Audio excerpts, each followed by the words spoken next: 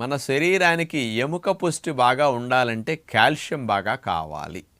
మరి కాల్షియం ఎక్కువ ఉండే పాలు కానీ, కాల్షియం ఎక్కువ ఉండే నువ్వులు, ఆకుకూరలు మనం బాగా తీసుకున్నప్పటికీ, మన ఆహారాల్లో ఉండే కాల్షియం ఒంటికి పట్టాలి అంటే, ప్రేగుల నుంచి రక్తము లోపలికి చేరి ఎముకలకు బాగా పట్టాలి అంటే, విటమిన్ డి అనేది ప్రధానంగా కావాలి. విటమిన్ డి అనేది 100కి 90 మందికి పైగా ఈ రోజుల్లో లోపం ఉంటున్నది. అందుకని ఎముకలు గుల్లబారిపోవటానికి, ఎముకలు విరిగిపోవటానికి కూడా విటమిన్ డి లోపం అన్నమాట. అందుకని ఫస్ట్ విటమిన్ డి కరెక్ట్గా ఉందా లేదా అందరూ చెక్ చేసుకోండి.